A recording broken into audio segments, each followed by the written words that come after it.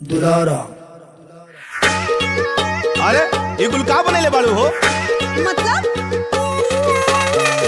दिमाग खराब ना हो गईल? दिमाग हमार ना रौरा खराब हो गइल बा। अरे जौन लेके आए बुढ़ा के बनाई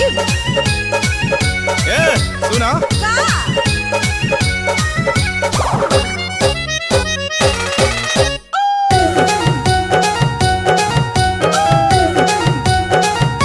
दाल पकवलू भात पकवलू दाल पकवलू भात पकवलू औरी आलू चॉप बाकिर मछरी बिना करे जा मछरी बिना कदी हलू मूड खराब डाली मछरी बिना अब कैसे पियब शराब बोला मछरी बिना खाली ही अंडा हो जाई ठंडा जानी करे मूड खराब रजाऊ मछरी बिना करे जाऊ मछरी बिना आजू असही पीली शराब रजाऊ मछरी बिना ना आजू असही पीली शराब रजाऊ मछरी बिना ना पियो।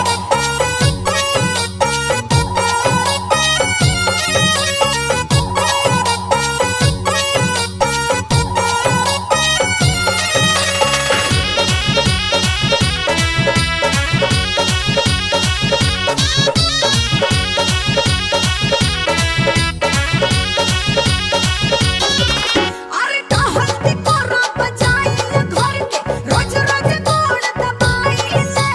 संग में रौरा जाग जाग के सारी रात बिताइले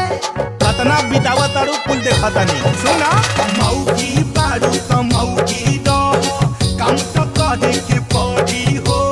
ज्यादा चोना देखैबू त देख रखले बानी छड़ी हो घास जमाइब जनासा देखाइब तो हम नहीं और चली जाइब रजाऊ मछरी बिना ए रजाऊ मछरी बिना जाके पापा घरे रही जाइब रजाऊ मछरी बिना आ तब त छोटा सार हो जाइब देखी हम मछली बिना मछली ना भइल जीव के काल हो गई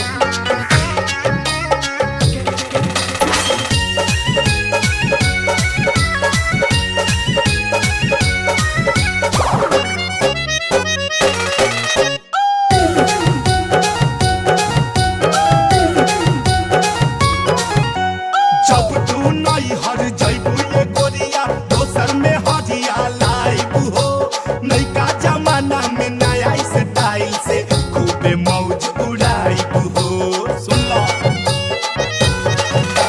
फिर ना घर में आके बनम खूबे उधम मचाइब हो सब दिन के हम झोटा पकड़ के घर से बाहर भगाइब हो छोड़ा न झगड़ा आवा न बजरा तू ही हो खिलल गुलाब रनिया मछरी बिना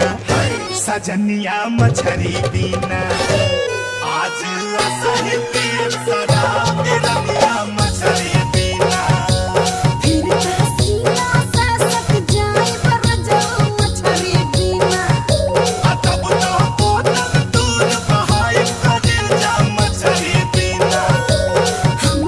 खुल के प्यार जताइब रजाऊ मछरी बिना तो फिर आवा ना।